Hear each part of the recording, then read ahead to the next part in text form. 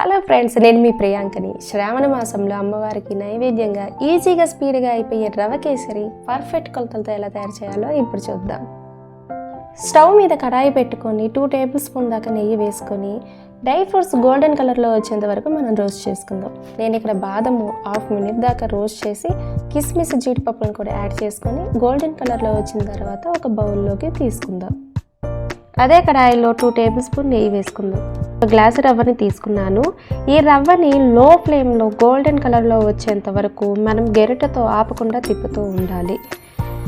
ఇలా గోల్డెన్ కలర్లోకి వచ్చిన తర్వాత మనం వెంటనే మరొక బౌల్లోకి తీసుకుందాం.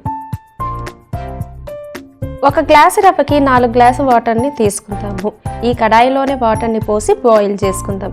ఈ లోపల ఫుడ్ కలర్ని కూడా యాడ్ చేద్దాము. నేను ఇక్కడ ఆరెంజ్ కలర్ ఫుడ్ కలర్ తీసుకున్నాను. మీకు నచ్చినట్టయితే ఎల్లో కలర్ కూడా తీసుకోవచ్చు. ఈ 2 కలర్స్లోనూ రవ్వ కేసరి లుక్ వైజ్ చాలా బాగుంటుంది. వాటర్ బాగా తెల్లిన తర్వాత రవ్వని పోసుకుంటూ గెరిటతో ఉండలు కట్టకుండా తిప్పుకోవాలి. 1 నిమిషం పాటు తిప్పుకుంటూ ఉంటే రవ్వ ఉడికిపోతుంది. ఇప్పుడు 1 గ్లాసు రవ్వకి మనం 1 గ్లాసు చక్కెర వేసుకుందాము.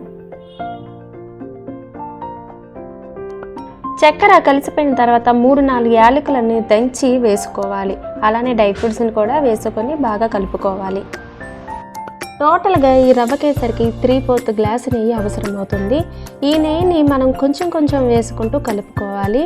అంటే 1 గ్లాసు రవ్వకి 4 గ్లాసులు వాటరు, 1 గ్లాసు చక్కెర, 3/4 గ్లాసు నెయ్యి అవసరం అవుతుంది.